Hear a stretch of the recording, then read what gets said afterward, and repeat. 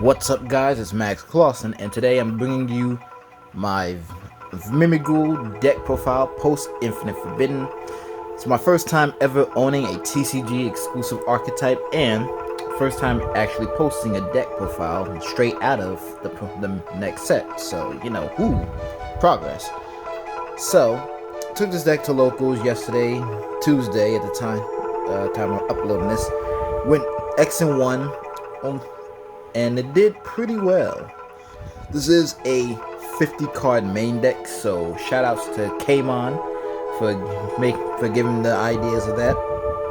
This is very gimmicky deck. It focuses on flip effect monsters controlling the board, and we threw in some extra stuff courtesy of the official Yu-Gi-Oh channel giving ideas of it. So wanted to bring you the main extra inside.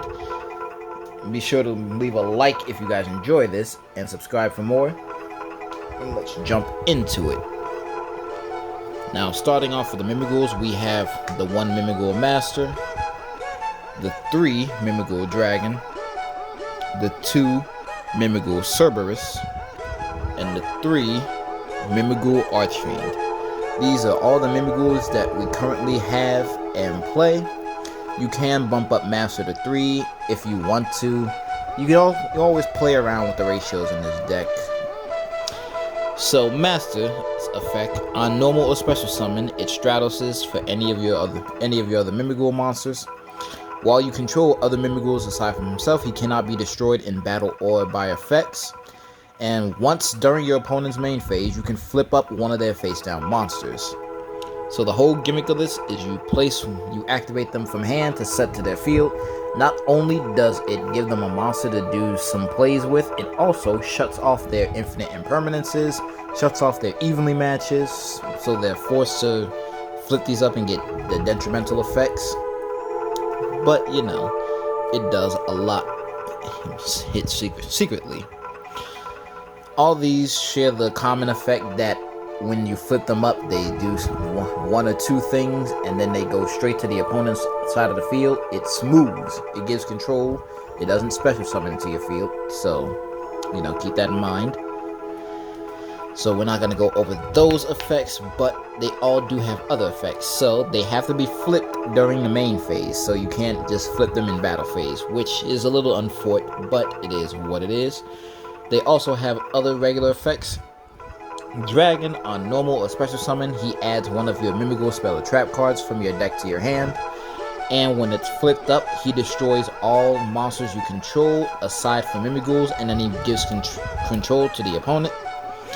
Cerberus, it keeps your spell and face-up spell cards from being targeted by your opponent's card effect, so it keeps your field spell safe, and any other continuous spells or equipped spells you may be playing in the deck.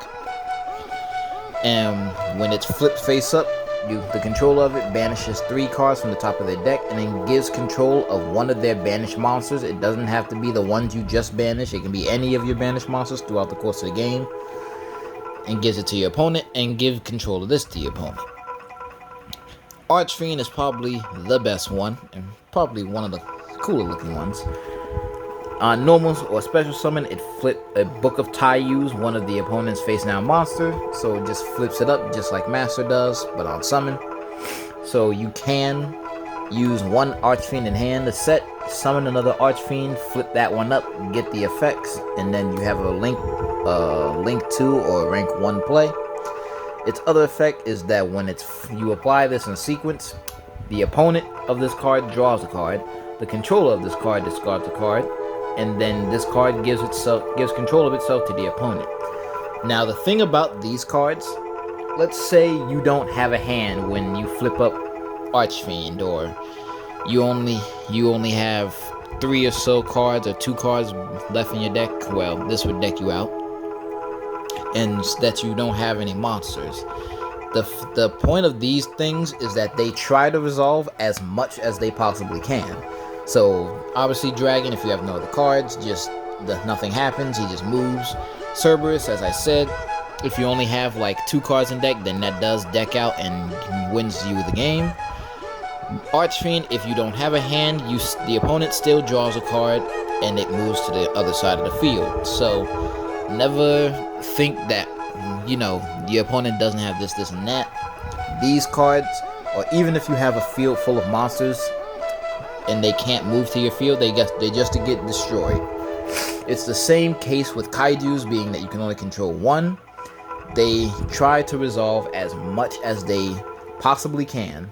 So if you have no more space, they just destroy themselves. The last flip effect monster we are running is Guard Dog, because these are now his new friends, and it makes him relevant in today's metagame. That is it for our flip effect side of the deck. Portion, rather. Let's go into the supplementary cards we played. Just because it's the best, we play the 3 Caster Offender, nothing more, nothing less. We play, thanks to Konami giving us an idea, we play the Adventure Package in Griffin Rider and 3 Water Enchantress. This is also here for the case to bait out Ash Blossom if they do have it, because then it lets your other Mimighoul cards stay safe. And then Griffin is Griffin, control no monsters, summon it, and if you control an adventure token, you can omni-negate any card. Next up for our hand traps, we do play the 3 Ash Blossom and the 3 Effect Veiler. The best ones, the most used ones, so, there's that. Moving on to the spell cards. We play the 3 Mimighoul Dungeon and 3 Mimighoul Maker. These are the other most used and important cards. It's how you do most of your controlling. Mimighoul Dungeon is a once per turn Stratos for your deck or graveyard, so you never really run out of resources, which I really like. Its other effect is that while any player controls a set monster, that player cannot normal summon anything. You can still set, but you cannot normal summon. So this forces your opponent to either flip the Mimighouls you gave them or remove them from the field, be it with Droplet or the Bellstar. Otherwise, they do have to flip them up or just, set one of their own monsters they have. Like say they had a Fenrir, they can only set it, which is funny. Its other effect is that while either player controls a set monster, any monster they special summon that turn with that set monster still on the field cannot declare an attack. So even if this gets removed, that since you still special summon that monster this turn while you control the set monster, it can't declare an attack, which is pretty bonkers in my opinion. Its other effect, which is really, really good, is that Mimighouls you control that were not normal or special summon this turn gain attack equal to their defense points. So Master becomes 3000, Dragon becomes 25, Cerberus becomes 22, and Archfiend becomes 19. So they go from weenies to good beat sticks.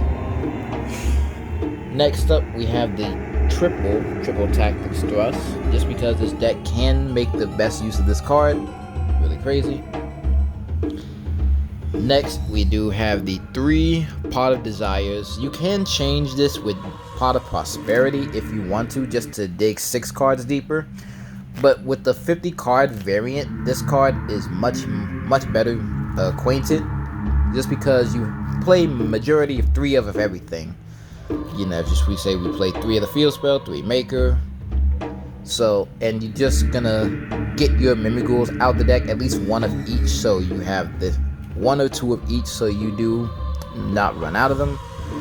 With any deck that goes over 40 cards can play this card. It doesn't really hurt you. So that's my take on it. I always have a love-hate relationship with this card. Any of you that know me, you know. Next, we do have the 1 Triple Tactics Talent, the 1 Terraforming, which is our 4th dungeon, the 1 Faithful Adventure. A very cute interaction is that if you have places on the field, you special a Mimighoul to the opponent's field, this still triggers it because you summon a monster. You special the monster, so you get the equip spell in Dracoback. And next, I do play the 1 Rite of Eremacir. I only play 1 just because Water Enchanters can get it back from the graveyard as well. And because this deck does have normal summons that you get benefits from. You don't want to lock yourself out of that. So only play one. I can see it when I want to. Then the call by, and then I play the one for one just to get my Dragon's effect, my Archfiend's effect. Just mainly Dragon, but it's still good to have this card because our main deck monsters are mainly ones. Now going into the traps, we play the final hand trap in Infinite Impermanence. I play 3 Mimighoul Room. This is one of the other best cards in the Mimighoul archetype. You can special summon 1 Mimighoul from your hand or deck to either side of the field. If it goes to your opponent, it goes face down, obviously. And then you can change 1 face-up monster on the field down face down defense position. So going against anything like, say I'm going up against you, Bell, they summon Phantom, just book that thing face down. I'm not dealing with it. Or any other important cards, like say I'm fighting up a Tenpai, sure. You summon Pydra, you don't have the field spell, or you summon something else, Chandra rather.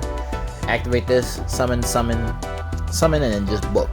It also has the grave effect where you can banish it and return Mimighoul cards you control back to your hand, non-targeting. I believe it doesn't target.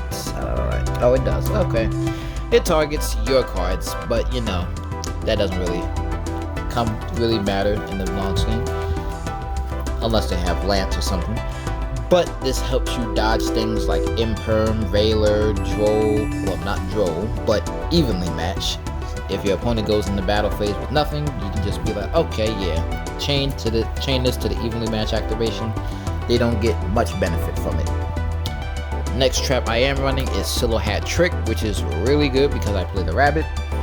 You can activate it. It special summons itself as an effect monster, Illusion, with the following effect: that you can negate face-up cards up to the number of illusions you control, including this. So you negate 2 at the most, and obviously being an illusion, it can't die in battle. Last card we are running is the powerful Tikaboo, which did win me my game in the final one. I'm not gonna spoil it. You guys are gonna see what it is when I start to post the videos. But this is very much a mainstay card in this deck. Since all of your main deck cards are zombies, fiends, dragons, you know, it doesn't really hurt you. And a beast. That's it for the main deck. That is 50 cards. Probably will never have another deck that's that big. Now on to the extra. It's pretty much like the flu, but we can actually use the cards. Kikinagashi Fucho, just to stay alive against Tenpai, and anything else. Say I go up against Snake Eyes, just summon this. I'm not dying that turn. Lyrillus to get into our Zeus much easily and poke for a lot of damage. The Down Up Magician. We play the 1 Sky Slayer Typhon just because it's easy to make anything. And then the Zeus as stated. Next up we play the Relinquish Anima. I mean, you only play this just because it's a Link 1 and it can at times suck up a monster, but you probably end up taking this out for something else, so you guys can do that as well. The 1 IP Masquerena, the 1 Moon of the Closed Heaven. Being able to use 2 of your opponent's monsters is really busted because she uses any monster she's pointing to, you target it, and then with Moon of the Closed World rather, she already requires you to use one of your opponent's monsters as link material, so you generally get a 2-for-1 with this card. We have the Silhouette Rabbit. On Link Summon, it places a continuous trap card that can be summoned as a monster to your back row, so you cannot ash it. And when a monster is special summoned from the Spell and Trap Zone, or card is summoned from the Spell and Trap Zone to the Monster Zone, you can destroy a Spell and Trap card on the field. We have the SP Little Knight, the Nightmare Phoenix, the Nightmare Unicorn for more spot removal, the Appaloosa Boy the Goddess, the 1 Access Code Talker to close out games, and Close Heaven because, you know, any deck that plays this should play this. Now go into the side deck. For the games that I knew it would be the greatest blowout card, I took out Valor and decided to throw in our good boy D-Shifter. Even if I'm going second, I would keep this in just because, you know, D-Shifter does kill a lot of decks this format. So until they deal with that, all the problematic decks that does lose this card, Konami better not hit this card. It is a necessary evil. Next up, for all of our going second cards, for the board breakers, we have the Change of Heart, the Feather Duster, the Snatch and Steal, only the one Mind Control because I only have one copy, Hollow, the 2 Lightning Storms, the 3 Dark Ruler, and then the 3 Evenly Match. Being able to open up with both of these is just insane combo. Just negate your cards, wipe it, clear the board. That is going to be it for this Mimighoul deck profile. I want you guys to let me know what you think in the comments section down below. I enjoy hearing feedback. Make sure it's decent feedback, not some, oh, you can do this and that. Come on, guys, let's not be like that, okay? It's all the game. We're just trying to have fun, trying to get better. Let me know what variants you guys are playing with this deck. If you're playing Verna Sylphs, if you're playing Subterras, which I may actually invest in. If you guys enjoyed this video again, be sure to give it a like, subscribe to the channel for more. I will have a Tenpai video coming up after I post my duel videos, and maybe I'll get some Tenpai footage for you guys. And let me know what you guys want to see, and you know, be sure to keep up with my community tab posts. I do post when I'm either getting cards for a deck, trying to make videos and learn about the deck first before I bring you a deck profile, and just for general updates in, you know, overall. But all that said, hope you guys did enjoy, and I'll see you in the next video.